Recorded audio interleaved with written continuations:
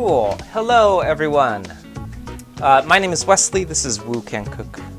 Today we're doing a Thai dish called larb, or larb gai, as it is often colloquially referred to. We're going to be the recipe that we're following today is loosely inspired, or actually we're directly inspired by the recipe that I did over on my YouTube channel, which came out last Friday. So if you're looking for that stuff, there's always a little bit easier to follow recipe over on my YouTube channel. So anytime that you're looking for that stuff, that's over at youtube.com/woocancook. If you're watching on YouTube, that's the channel you're already on. If you're watching on Reddit, it's the channel that's at the bottom of the screen. We got new recipes coming out every Friday, so last Friday was this particular recipe, which I'm a little bit nervous about because it's not one that I'm super comfortable making, but we're going to take a shot at doing it anyway. So let me know if you have any questions, and hopefully I can answer them. I don't know everything about Thai cooking, but I know lots of stuff, so hopefully I can be helpful or informative, or at the very least entertaining to watch. A larb, as it is colloquially referred to, is a Thai small plate dish. You'll see it as like an appetizer, or sometimes it's like the starter dish that you get before meals. It comes up in a lot of Thai takeout and generally like Thai cuisine. And essentially what it is like a ground pork or a mince. I think most commonly done with ground chicken. Today we're going to be doing it with ground pork, which is also super common. And then it's wrapped in some butter, lettuce, and kind of eaten as like a lettuce wrap of sorts. So. Some people say that it's a healthy alternative to a appetizer. I actually don't think it's that healthy because it has a whole bunch of pork fat in it. But I guess you could consider it healthy because it's in the lettuce wrap. I don't know. Most importantly, though, the particular dish that we're doing today, it requires a couple of ingredients that are specifically coming from very iconic Thai flavors in Thai cuisine. So the first of which was these chilies that we just finished slicing up. These are Thai chilies. Thai chili is not like most other chilies that you'll come across because they have a very specific flavor to it. It's not that it's just like plain and spicy, kind of like a jalapeno, which is just sort of like baseline spicy and like pretty average spice. Thai chili has a very specific type of flavor to it. So if you can, I always recommend get your hands on some of that Thai chili because it's going to be part of the really iconic flavor that we're going after today. One of the other things that we're going to be using actually that's also really iconic to Thai cooking is some lemongrass. So what we're using today, this is actually some pre-chopped lemongrass because I found it at the store and I'm gonna go with it. If you've ever worked with lemongrass before, if you've seen the full stuff, you will see it in a whole stalk. Kind of looks like a piece of, kind of looks like a leek, but a really small leek, or maybe it might even look more similar to like a green onion even. It is definitely not a green onion. As you can see, it's very kind of chewy. It's got all these like leafy bits to it. So if you're really committed, especially if you're going to be using it without pulverizing it, today we're actually going to put it in a food processor, so it's not that big of a deal. But if you're really paying attention, what you want to do is make sure and peel off the exterior layer because the first couple of layers of most lemongrass, it's going to be pretty chewy. So the stuff that we're using today, it's actually been pre-peeled for us by whoever sold it in the grocery store. I actually don't like doing that because you generally pay a lot of extra money to get the producer to do that for you, whereas you can just buy the whole stock of it, and you don't actually need that to be done for you, and you can actually save quite a bit of money by buying the whole stock. But here we are, and it was also what was convenient and easy for me to buy. So here's our lemongrass. We're not paying attention, so I wasn't doing or paying very specific attention to how I was just chopping this today. And that's because we're going to be dumping it all into, we're going to be dumping most of this actually, into our food processor, which is going to look like this. So I'm going to just drop most of this stuff straight into our food processor in a bit. Which means that we don't have to be particularly careful with how we chop these things because it's all going to get pulverized up together anyway. So that's my cutting board here.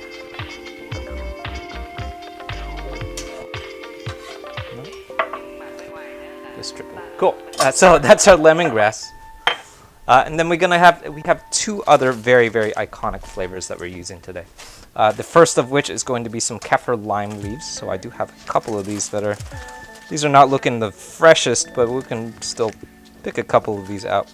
Kefir lime leaf has a very, very particular flavor to it because it is super aromatic. I have often seen folks refer to a good substitute for kefir lime leaf as a bay leaf, which I actually don't agree with. I don't think that there is a good substitute for a kefir lime leaf. I think that it's either you got to find it or you're probably not going to be able to make the thing that you're making. Which brings me to my next point, is that if you are trying to cook this, you're going to have to source all of these ingredients, which are a little bit tricky to find. So if you do get your hands on these ingredients, I highly recommend taking a shot at this and lining up a couple of different dishes. We actually have 2 or 3 recipes coming up on the YouTube channel that use all of these ingredients, mostly because I finally found it. I've been actually looking for kefir lime leaf, galangal root, and lemongrass for quite a while, and I actually got my hands on it, and then I just decided to do all of the things that I wanted to do with these particular dishes. So that's our kefir lime leaf. We're going to also be tossing that in with our aromatic stir fry in a moment. And then the final thing that we're going to be doing today, this is some galangal root. It comes off of a larger root that looks like this. I actually picked it off a little bit earlier today, so this is a galangal root. I have often seen, again, just like with that kefir lime leaf, lots of people refer to a good substitute for galangal root as a ginger root. And I've even actually seen some folks refer to galangal root as like Thai ginger, which is interesting. Again, just like with the kefir lime leaf, don't really agree with that. I actually think that galangal root has a very specific flavor to it. And it's really, you have to find, either you've got to find the galangal root or you're probably not going to be able to cook what you're cooking. So just like these other ingredients that we're using, I don't think that there is a good substitute for it. You could try, but you're probably going to end up with something different. So that's our galangal root. Again, just like with our other aromatics, I'm not paying a lot of attention to how I'm chopping these things today.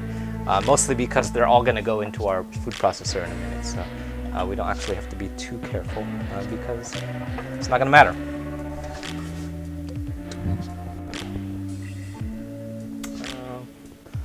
What do we have? All right. Next up, this is we're going to do half of this, half of a red onion or a purple onion, depending on where in the world you are. What we're going to do here, so I'm going to slice this in half. We're going to slice these up, and then I'm going to reserve half of it, and we're going to keep it as a raw garnish. So half of this is going to go into our stir fry. We're going to fry it up, and then the other half is very specifically going to end up into our final dish as like a kind of like a finishing garnish. We're going to toss everything together in it, and then we're going to have these nice like red onion garnish kind of floating around at the end.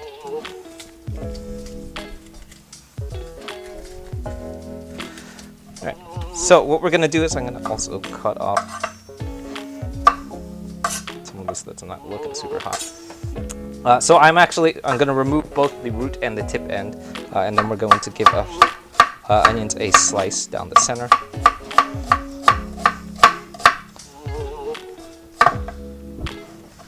And then we're going to set these aside.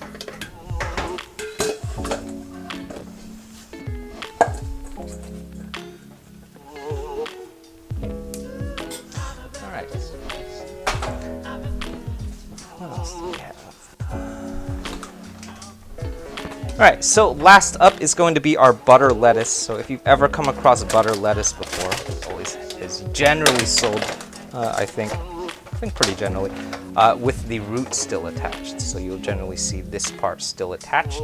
The reason that they do that is because it helps keep the lettuce fresh for a lot longer. It technically means that you could take this and stick it back in the soil and will keep growing. So when you're looking for butter lettuce, what you want to pay attention to is make sure that this root end, make sure it has a lot of moisture on it. If it doesn't have moisture on it, then this lettuce is probably going to dry up pretty quickly. So pay attention to that stuff.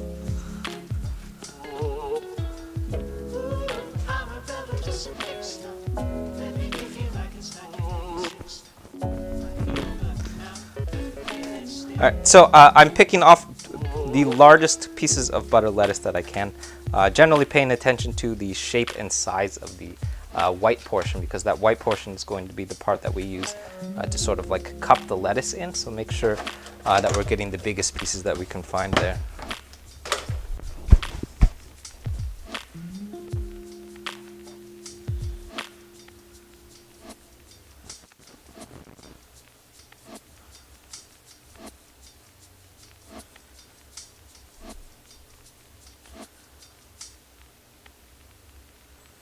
All right.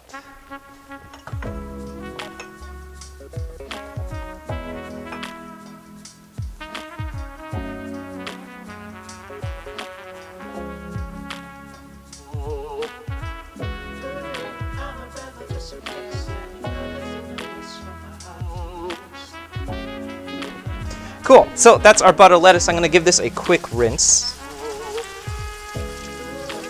And then we're just gonna set this aside. We're gonna keep these as a whole piece of lettuce. And then we're gonna set these aside.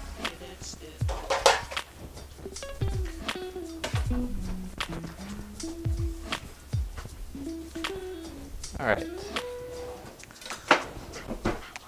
Last up for today, so the very last thing that we're going to be doing today, this is some glutinous rice. So if you can't find glutinous rice, can also just use plain old like jasmine rice. You could probably just use long grain rice, even use whatever rice that you can find. We're not particularly after the glutinous qualities of this rice today. What we're really looking for is the aromatic qualities that are going to come off of it when we dry toast it. So what we're more interested in right now are the aromatic flavors of dry toasted rice. So this is going to be 3/4 cup of glutinous rice.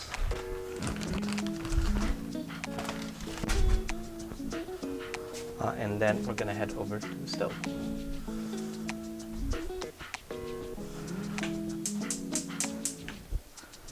All right. So over on the stove, I've got my wok. It's going to heat up, and we're going to have that thing very, very dry. So for the first time in quite a while, we're going to do a wok fry here, but we're actually not going to use any oil. That wok is going to be completely dry.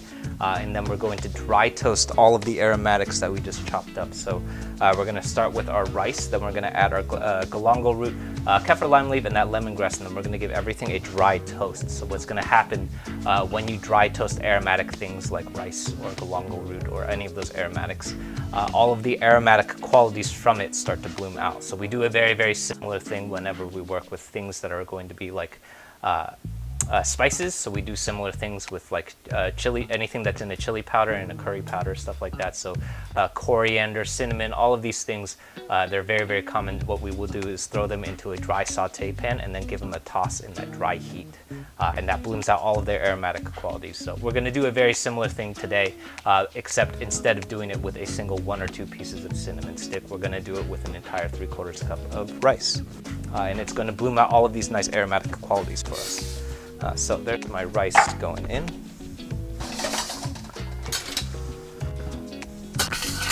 And again, my wok completely dry. There's no oil in there at all. And then we're going to give this a toss and let this go. This will probably go in our wok for about 5 minutes, maybe a little bit less than that. And what we're looking for is a lot of the aromatic qualities to start releasing from them. So when you start smelling like this nice toasted rice quality, you probably recognize it from a lot of like Japanese and Korean teas. Then you know you're in a good place. Which also reminds me, by the way, if you're new to wok tossing and you're working with dry rice, is a good opportunity to practice your wok toss because dry rice, very easy to toss.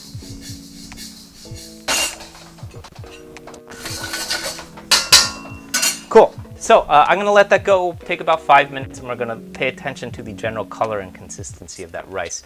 We're looking for it to toast to something closer to like a deep and like caramel brown color, and that's all going to happen in that dry heat.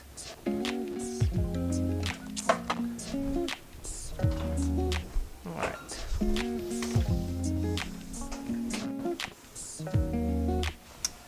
Cool.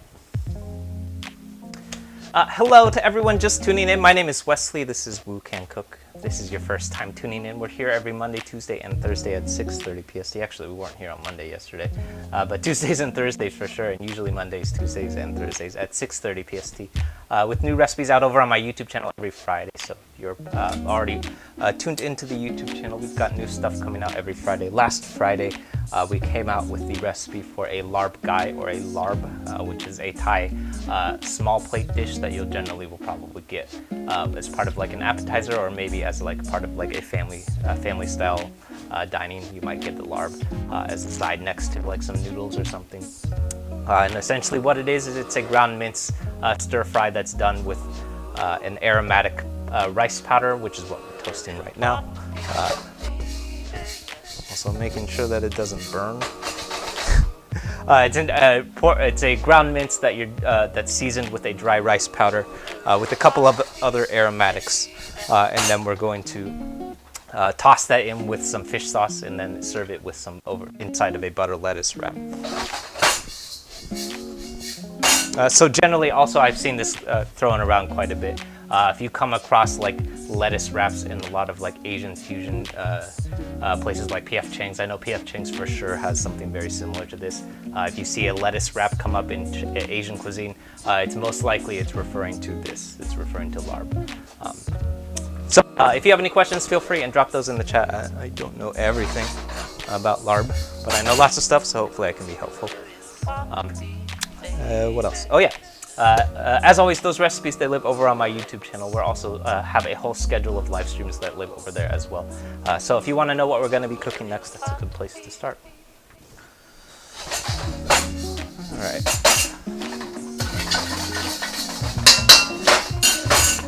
Cool. So our rice is starting to get nice and toasty. I'm going to start adding my aromatics in. That's my Galangal Root and our kefir lime. And then I'm going to give that a little bit of a toss. And just like we are doing with that rice, I'm going to let it become aromatic and sort of bloom out some of those aromatic qualities before we pull them out. Oops. That's also our lemongrass going in as well, which I forgot.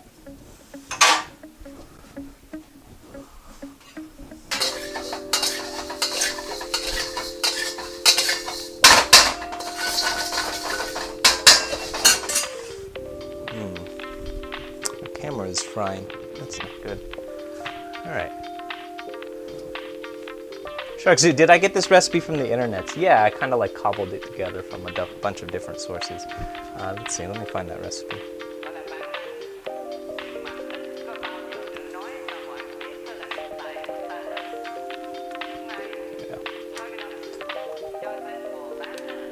Yeah. There's the original YouTube video that we did. I think that came out last Friday. We kind of like worked through some of these specifics, and it's drawing some inspiration from a bunch of different things,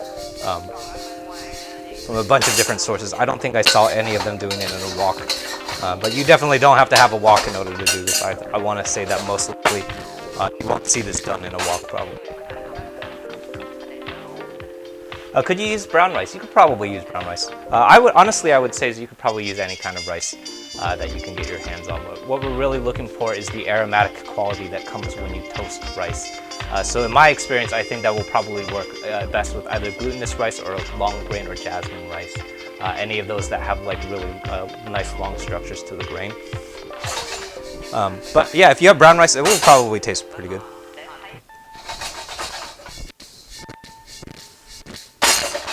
All right, I'm gonna let that go for maybe another minute. You can if you'll notice, you can kind of see. Or your YouTube camera is sort of frying a little bit, but if you can see it, I think you can see it on Reddit.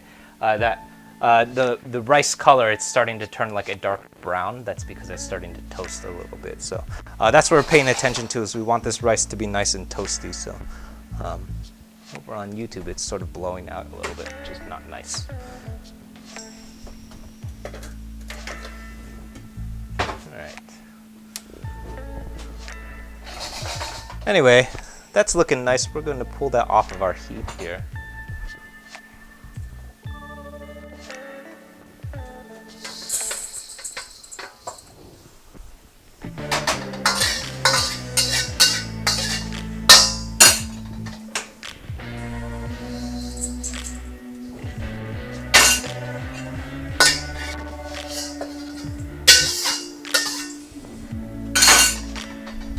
So that's our toasted rice. Then what we're going to do is I'm going to let this cool down for a little bit. I usually like to let this cool down for about 30 minutes. I'm not going to let it cool down for 30 minutes. But what we're going to do in the meantime while that chills is we're going to do our quick sauce.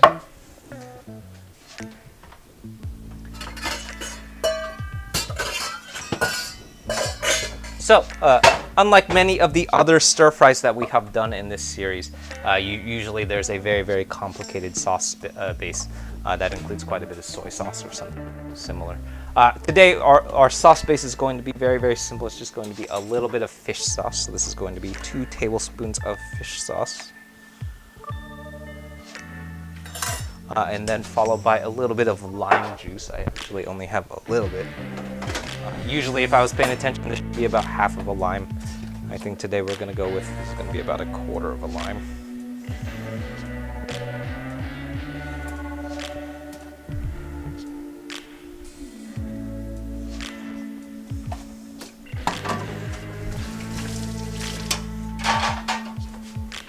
And then finally, we're going to add a single tablespoon of brown sugar.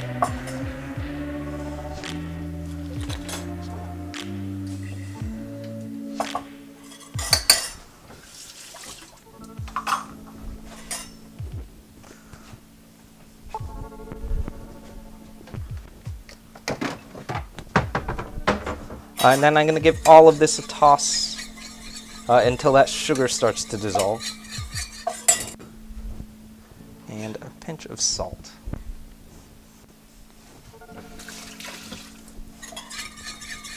So we're going to add this to our ground mince when we're ready for it. But before we do that, we're going to get to work on our outlets. I think this will be okay. We're going to get to work on our rice powder. So before we start working with this toasted rice, what we need to do is turn it into a pulverized rice powder instead of whole grains here, because as you may have noticed, kefir, lime leaf, galangal root, and definitely raw rice, all of these are things that we can't just toss straight into a stir fry, because if we did that, everything would probably just start sort of like falling apart. And we'd have like really, really large bits and pieces of stuff floating around, which is not what we're looking for. So in order to make sure that this stuff is edible, what we're going to do is add it to a food processor and then get it pulverized into more of a powdery form. Now, if you're really committed and you really want to stick to like really authentic cooking, which I don't recommend doing this, but if you really want to, you could do this in a mortar and pestle, and I think that the original way that this dish was done was probably in a mortar and pestle, but it will take you a very long time, because, so trust me when I say it, take a shortcut and use the food processor.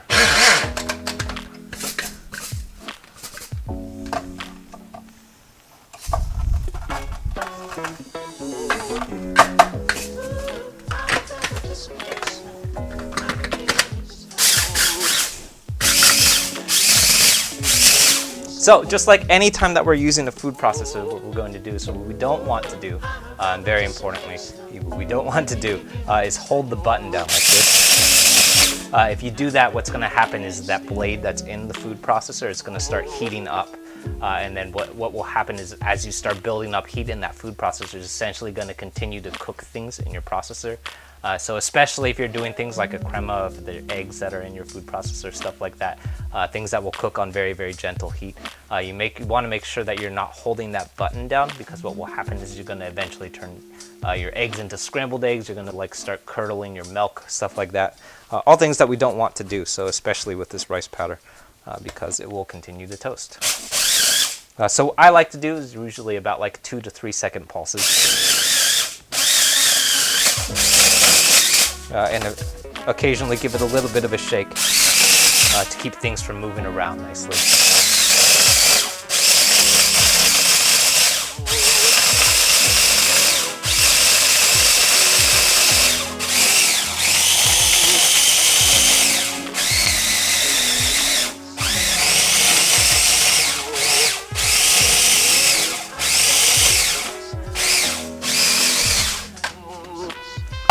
All right, so what we're looking for here is this nice pebbly form. This could go for a little bit longer. You might see that there's still some galangal root floating around. But if you were here, you would know that it's very, very aromatic, nice and fragrant. We've got all of this nice aromatic flavor coming out of this. Yeah.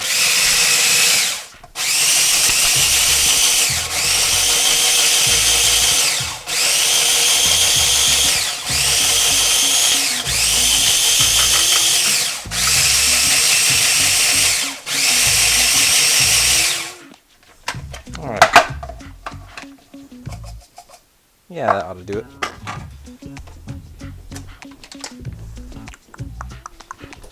So that's our rice powder. It is nice and aromatic.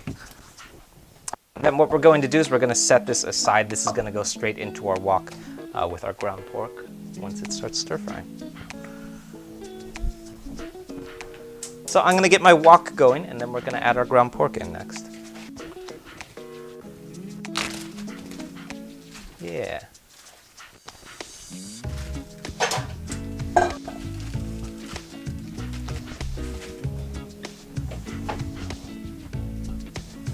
Cool. So just like any time that we're cooking in a wok, we want that wok ripping hot before we start cooking in it. Otherwise, we're going to end up with a very mushy ground pork today. So what we're going to do is we're going to let this thing heat up for, it's already pretty hot already. I'm going to give it maybe 30 seconds and we're going to start cooking on it. Yeah.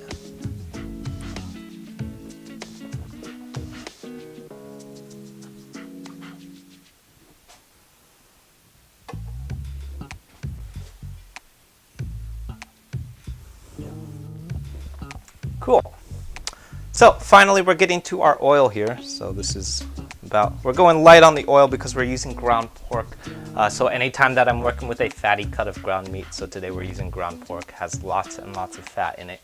We want to go light on that oil because the ground pork that we're using is also going to release quite a bit of air, quite a bit of fat as well. So there's my ground pork going in. And just like any time that we work with ground pork, the first and most important thing that I want to do is start by breaking up these large chunks. So especially if you're using something that came out of the freezer like mine is today, we want to make sure that we break up all those large clumps because we don't want giant meatballs in our larb today.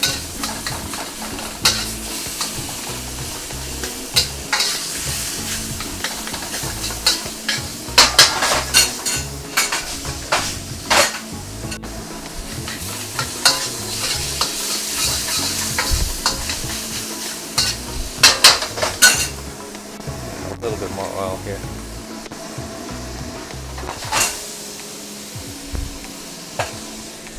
Yeah. And then next up is going to be our Thai chilies. I'm making sure that Thai chili, we're not tossing it on top of our pork, we're actually adding it to the side of our wok to make sure that we can bloom out some of those aromatics from those chilies as well.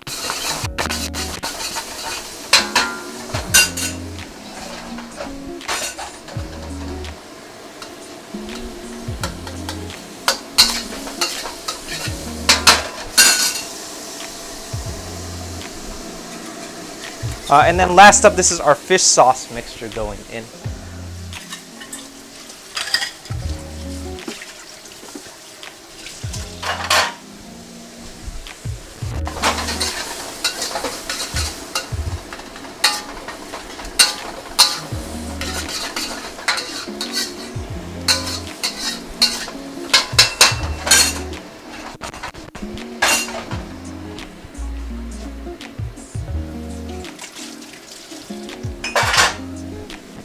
I guess the greasy food will end up cleaning all the rust off this is getting cut off. Say rust? There shouldn't be rust on the wok. I think it says rust. Sorry, the chat is getting cut off on our pan.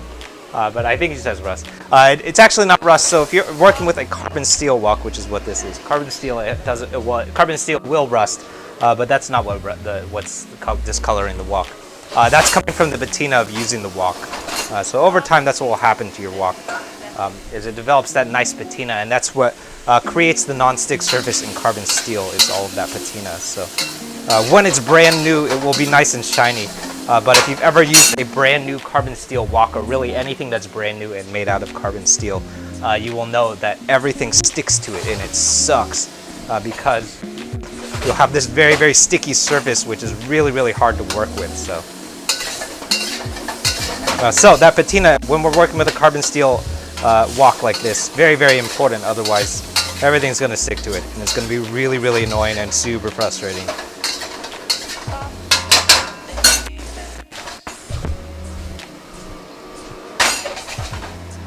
All right, so at the very end, that's what I just added is my purple onion. We're going to let that go for 5 seconds or so. And then finally, last up is going to be our rice powder. We're actually probably not going to use all of this rice powder, I think.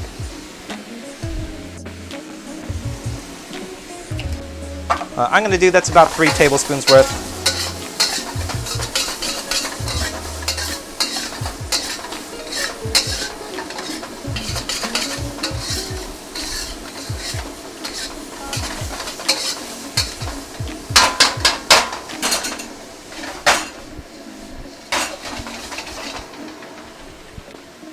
Yeah.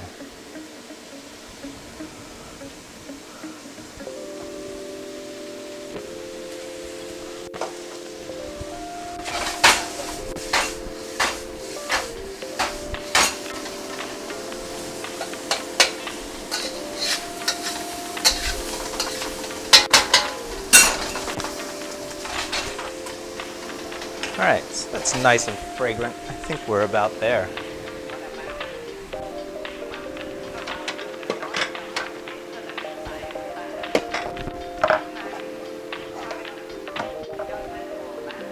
Oh, yeah. There it is.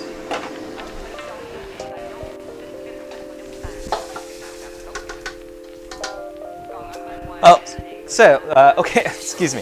So just like anytime that we're anytime that we're cooking in our carbon steel woks, the very last thing that we want to do at the very end, anytime that we're finished cooking, is give that wok a nice rinse while it's hot. I found that anytime that you're working with anything that's made out of carbon steel, these things are a lot easier to clean while they're still hot, because while the wok has this nice hot surface going, you're going to have a lot less trouble getting stuff to come off of it. So if you wait and then go and sit down and then try and eat after you're done cooking, leave all that stuff sitting in your wok. Once you come back while things are nice and cooled down, while it might not burn your fingers, it's going to be a lot more tricky to clean. You're going to have a lot of stuff sticking to it because of the sticky things that happen when carbon steel cools down. Not super fun. So do yourself a favor, clean that wok while it's hot. All right.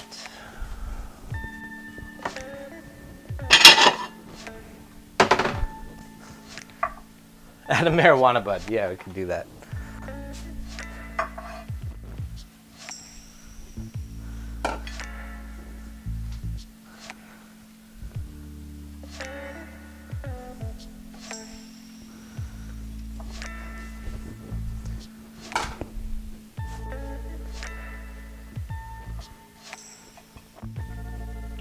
All right.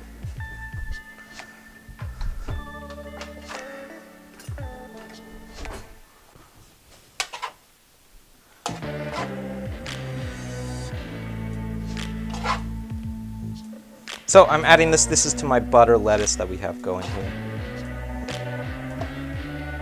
Usually say like 2 or 3 tablespoons.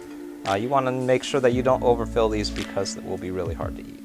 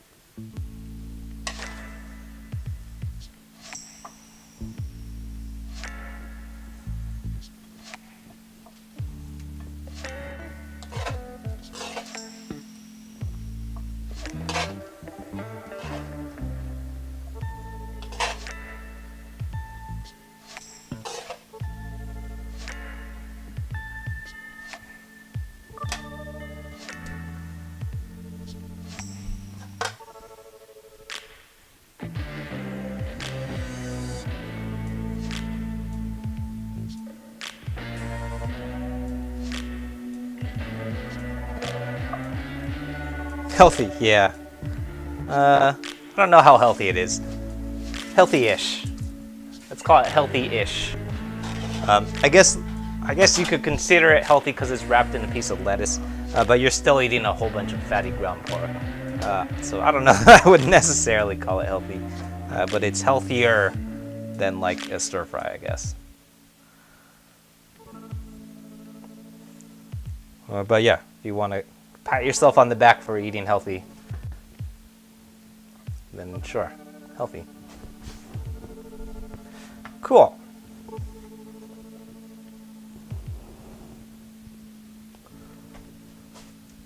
Have ever cooked in a restaurant before? Sort of. I operate a food pop-up here in Alameda under the Wok Fry Cook name, and we work out of a commercial kitchen three times a month now. So actually, we just finished our last pop-up last Sunday. So if you're here in the Bay Area, we're at the Alameda Antiques Fair every first Sunday, and then the Hayward Farmers Market second and fourth Saturdays. So we'll be at the Hayward Farmers Market next Saturday. So yeah, it's been lots of fun. It's a lot of work. It's really, really hard. Working in a commercial kitchen is very, very different from working out of a home kitchen. Even if you're trying to feed like a very large family, it's still not the same thing because there's just like so many more different logistics when it comes to. So what we usually do is we're probably serving like close to 100, 150 servings of fried rice. And usually when you're cooking at a volume like that, you're cooking and chopping, prepping stuff that's like happening in volumes that you've probably never encountered before. So if you've ever chopped 3 pounds of garlic, if you've never cooked in a commercial kitchen before, you've probably never chopped 3 pounds of garlic. But actually encountered that before, and those are the sort of things that you run into when you start cooking in volume.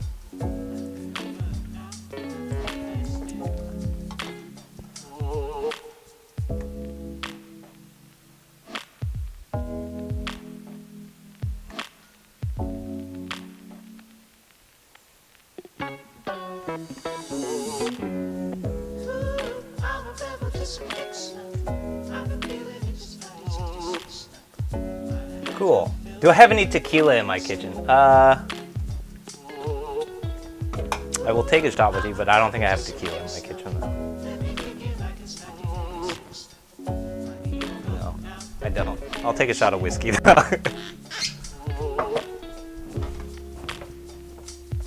Also, this is probably like one of the fastest streams that we've done in quite a while.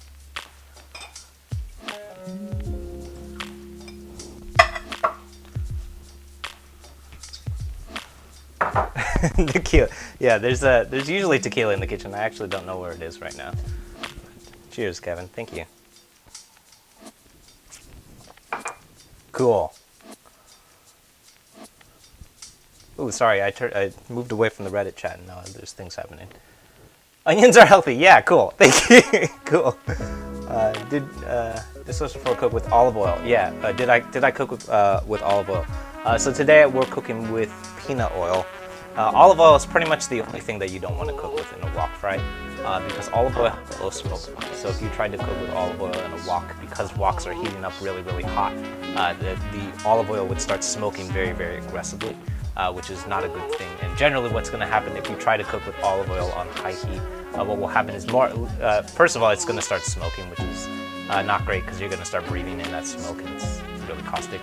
But the second, probably more important thing that will happen is the olive oil starts burning and it has a flavor to it when it starts burning. Then you get this flavor of burnt olive oil, which if you're familiar with it, it's not very good. We don't ever want the oil to burn. So generally when we're cooking in a wok, we want to be using anything that can withstand high heat. So today we're cooking with peanut oil. That's a pretty standard one, probably more commonly found in Chinese cooking, although I'm pretty sure that you will come across it in Thai cooking too.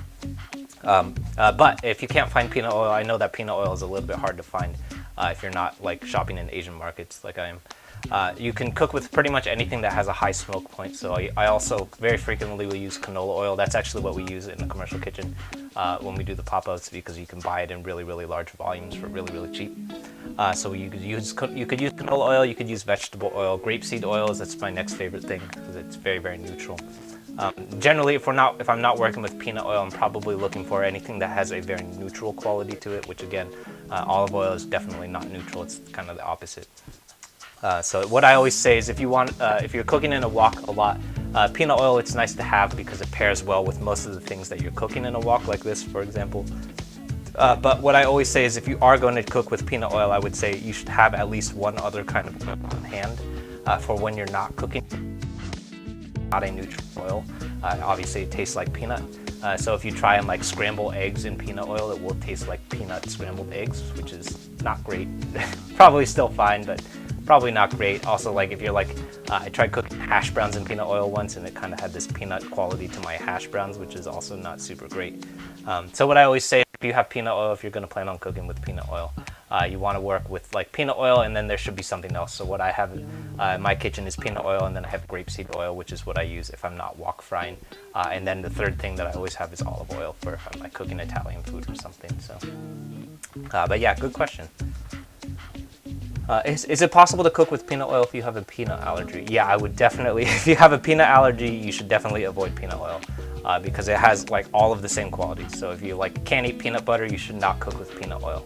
Another one of the reasons why we don't cook with peanut oil in the food pop-up is because we don't want to like run into people like conflicts with people who have a peanut allergy, because then you can't eat the food for a really like dumb reason. Which is essentially that because the food technically doesn't contain peanuts, but it's cooked in peanut oil, which if you have a peanut allergy, and generally when people have a peanut allergy, it's a really severe peanut allergy, you don't want to eat anything that has peanut oil in it. So what I always say is if you have a peanut allergy, just use something neutral, and it's going to probably taste very similar. So yeah. Yeah, cool. Yeah, I guess it's like healthier.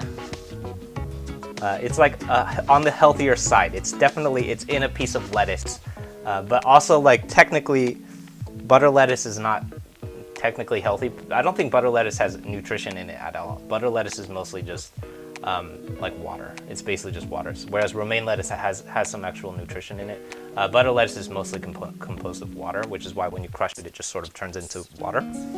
So it is technically green and it looks healthy, but there's not actually a lot of health in it. Mostly what you're eating is ground pork, which is probably not healthy. So I don't know, healthier. It looks healthy. You could show it to your mom and your mom will think it's healthy, I guess. We'll also put a bunch of salt in it too. So also I'm drinking whiskey, so I don't know. Cool. Okay, I think that's it, everyone. Let me know if you have any other questions. I know I probably missed something because I was not paying attention. So feel free, if you have more questions, drop them in the chat. I'll be here doing dishes. We'll be back. We won't be here tomorrow, but we'll be back on Thursday, and we're going to be cooking some pad thai. I think I'm going to try and do it with tofu. So I don't know why I'm just going to do it with tofu. But yeah, if you're watching over on YouTube, there's a whole schedule of things that we're going to be streaming living over on that channel. So if you pop over to the YouTube channel, you'll see this whole nice schedule of things that are going to be happening, and that has a whole list of everything that we're going to be streaming for the next couple of weeks. So this coming to be streaming a pad thai, which we're going to do hopefully if I find them at the market, with some fresh pad thai noodles, which is super fun and also like pretty challenging because pad thai noodles are very, very delicate. So we're going to talk a little bit about that. If I can't find it, it has to be purchased the day of, so I don't actually know if I'm going to be able to find it. But if I can't find it, we'll also run through what to do if you can't get your hands on fresh pad thai. So that's coming this coming Thursday, and this coming Friday, we're going to be doing lemongrass chicken vermicelli, which is coming from Vietnamese cuisine. So if you're paying attention, you will probably notice that there's going to be a series of things using the 3 main ingredients that we use today, and that's because I finally managed to get my hands on 3 of the big things that you need in order to do all of these dishes.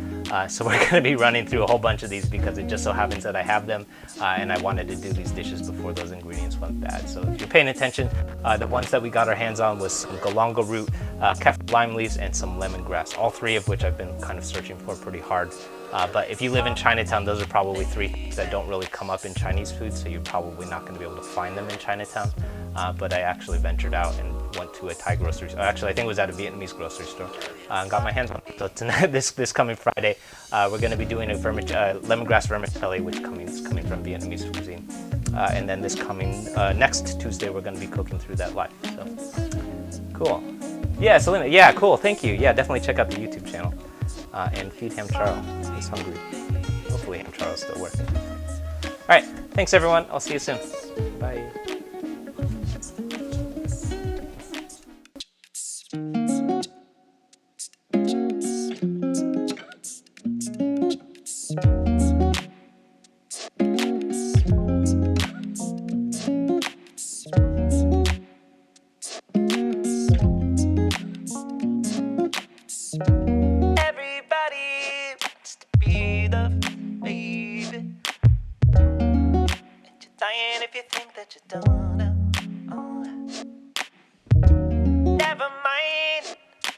still don't love yourself, no.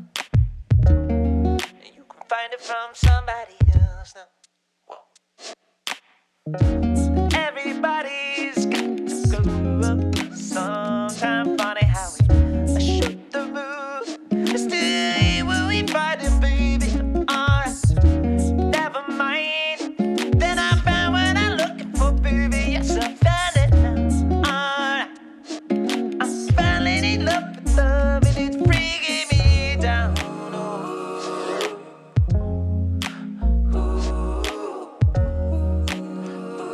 Do you want to be, baby? Yes,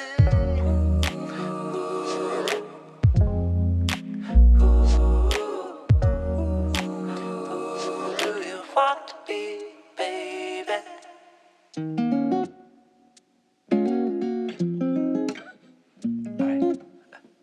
Oh, wait, not food. I said everybody wants to food. I still got dreams, but they don't love me like they used to love it. And I'm reminded of how bad I used to want it. And yes, I still got dreams, but more like I took it of my 20s, and it's breaking me down.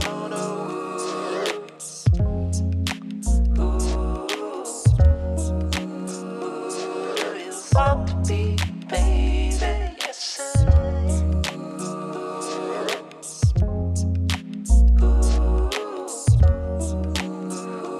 Do you want to be?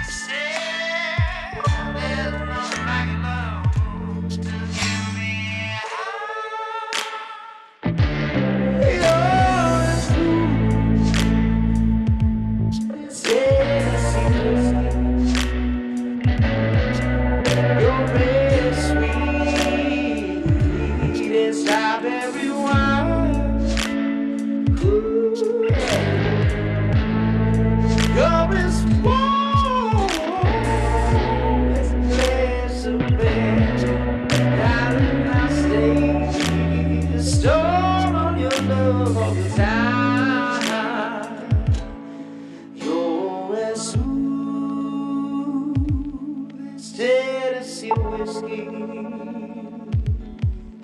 You're as sweet as strawberry wine. Your bed warm, glass of brandy, darling, I'll stay stoned on your love